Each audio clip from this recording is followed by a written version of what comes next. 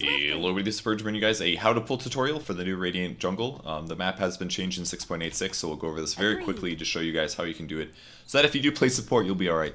The jungle has changed in the fact that the camps are a bit more spread out, as you can see, but the important thing is that this is now a large camp, and this is a medium camp. So it takes a little bit more for your creeps to kill the camp, but you can do it.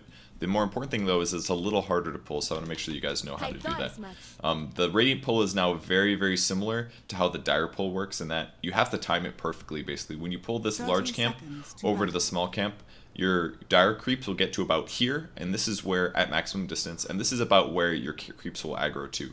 So it's very similar on the Dire side as it was before, except you have to time it perfectly because the creeps get at a maximum to about here.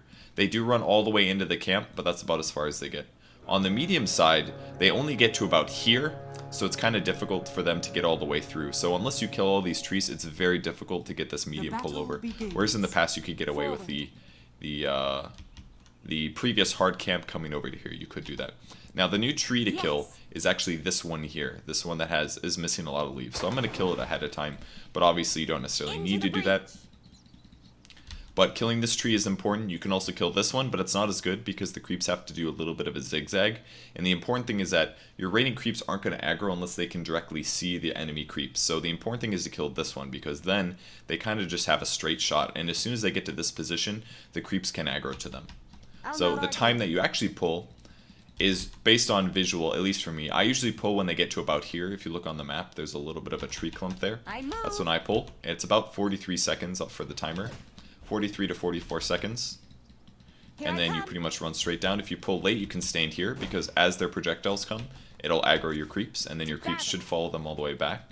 This would be a good time to cut the tree if you haven't yet, but I always stand to the right side now if I'm going for the large camp pull.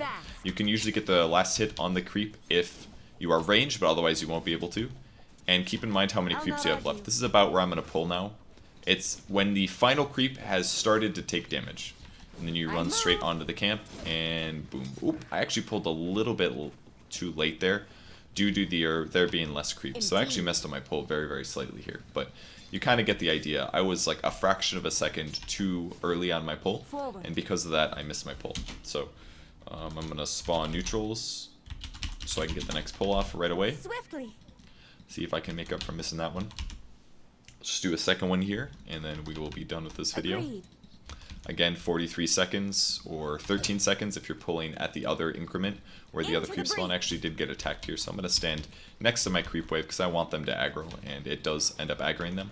Again, you'll take very slight damage in this, but it's ultimately okay. Now, the Null Assassins die a little bit faster than some of the other camps, so keep that in mind. But they also do good damage. But I've got 4 creeps alive, so I'm going to wait until this one's about dead, and then I'm going to pull again. Again, these are going to die really fast due to me having 4 creeps. I actually pulled a little bit late, but it's going to work out. The important thing is to keep vision on the neutrals, the aggro retains. And that is pretty much how you pull now. It's a little bit harder, but just go into a custom game like I've done like this and practice it a little bit. If you practice it as a support, it's going to help you massively. Now, if you really don't feel comfortable doing this, if you just can't get it, you can always default to stacking this at 53 and then pulling. But again, the downsides to that is that the stacked small camp usually will clear the entire neutral creep, or your entire creep wave, and you're not going to get nearly as much experience. For example, if I kill this wave, and I also auto-attack and kill this wave, I'm getting 2 camps of experience, whereas you pull first, if you stack first and then pull, you don't get as much experience. You consistently clear the creep wave, but it's giving you less experience, so it's generally worse to do. If you can master this pull through, it's going to give you a big advantage as a Radiant support.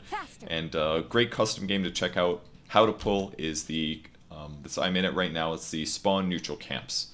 Let me check it out. There we go, Neutral Camp Spawn Boxes. Go check this out on the arcade. It's a fantastic thing for checking out spawn boxes, and I can show you to it here.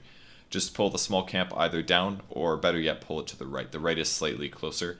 So as long as the creeps are past this point here, when it hits the 4-minute mark or whatever minute mark, then it will stack. So that's all you need to do for Radiant pulling.